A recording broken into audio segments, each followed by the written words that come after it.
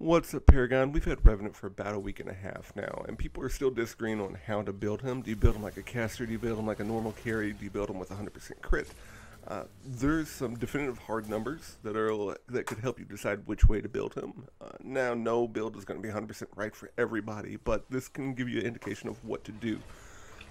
These numbers are going to be based off the concept of 46 basic armor and 30.5 ability armor, essentially facing a ranger at level 15.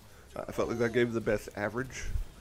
So it's worth note that none of these builds have any utility built into them. There's only power, there's no blink, there's no drain, there's nothing like that. I felt like that was the best way to keep things equal.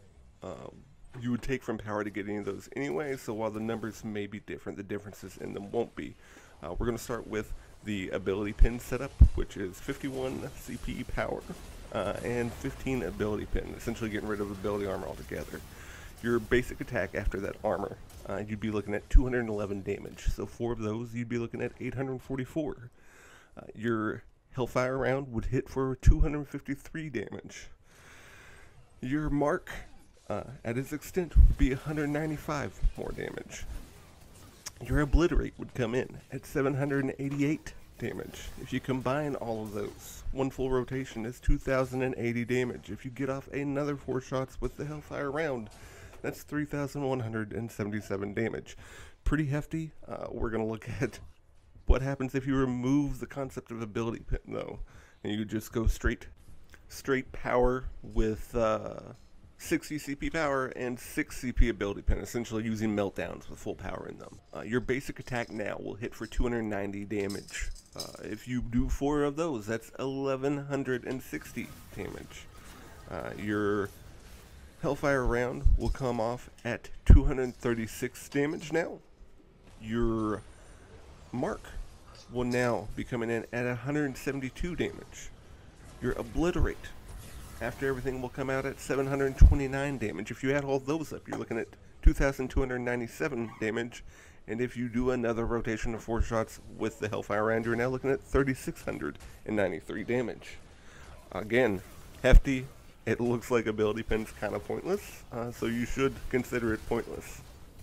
Now we're going to do a 100% crit chance with 35 CP power and the crit bonus. So your 4 basic attacks combined will come out to 1,589 damage. Your Hellfire round will hit for 157 damage. Your mark will come out to 139 additional damage. And your Obliterate will hit for 501. If you combine all of these, you are looking at 2,386 damage. If you hit another rotation of your 4 basics in Hellfire, that comes out to 4,132 damage. So what does this tell us? Essentially 100% crit is just the best damage you can do with Revenant. That doesn't mean that full power is bad. If you look at the numbers, it's not that far behind, and it's got a little bit more flexibility. If you add in spell cards and things like that, you can do more with it. With version 40 around the corner and a new age being heralded in, there's all kinds of possibilities there. But right now, full crit out of these 3 builds is definitely the best. That being said, I'm sure plenty of people are going to say, oh, well, I build 80% crit or 60% crit. My damage numbers are higher. You can be higher. You can also have 80% crit and miss 3 crits in a row.